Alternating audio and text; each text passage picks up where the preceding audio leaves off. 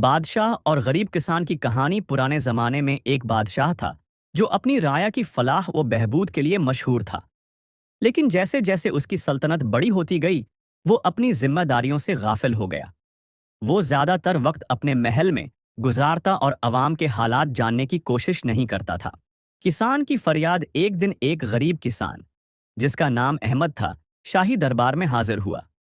وہ بادشاہ کے سامنے جھک کر بولا، اے بادشاہ سلامت، میں آپ کی رعایا کا ایک ادنی فرد ہوں۔ میری زمین چھوٹے سے کھیت پر مشتمل ہے، جس پر میں اپنی بیوی اور بچوں کے لیے روزی کماتا ہوں۔ لیکن حال ہی میں آپ کے سپاہیوں نے میرے کھیت کے قریب نہر کھودنے کا حکم دیا، جس کی وجہ سے میرا کھیت برباد ہو گیا۔ بادشاہ نے سپاہیوں کی طرف مڑ کر پوچھا، کیا یہ سچ ہے؟ سپاہیوں نے سر جھکا کر کہا، حضور، یہ ضروری کام تھا، نہر ہو گیا۔ بنانا سلطنت کے لیے اہم ہے۔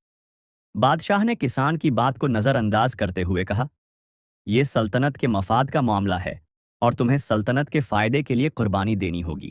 کسان کی حکمت کسان نے صبر سے بادشاہ کی بات سنی اور پھر کہا، حضور، اگر سلطنت کا فائدہ میری زمین برباد کرنے میں ہے تو مجھے کوئی گلا نہیں، لیکن آپ نے ہمیشہ کہا ہے کہ آپ رعایا کے خادم ہیں، تو کیا خادم اپنے مالک کے نقصان کی تلافی نہیں کرتا؟ بادشاہ کو یہ بات عجیب لگی۔ اس نے پوچھا، تمہارا مطلب کیا ہے؟ کسان نے کہا، اگر آپ واقعی رعایا کے خادم ہیں تو آپ کو چاہیے کہ میری زمین کا نقصان پورا کریں یا مجھے کسی اور زمین کا بندوبست کریں تاکہ میں اپنے بچوں کا پیٹ پال سکوں۔ بادشاہ کا امتحان۔ بادشاہ کو کسان کی بات دل کو لگی۔ وہ سوچ میں پڑ گیا۔ اس نے فیصلہ کیا کہ وہ خود جا کر کسان کی زمین کی حالت دیکھے گا۔ بادشاہ نے اپنے وزیروں اور سپاہیوں کے ساتھ کسان کے کھیت کا معائنہ کیا۔ وہاں جا کر اس نے دیکھا کہ نہر کھودنے کی وجہ سے کسان کی زمین واقعی برباد ہو گئی تھی اور وہ اپنی بات میں سچا تھا۔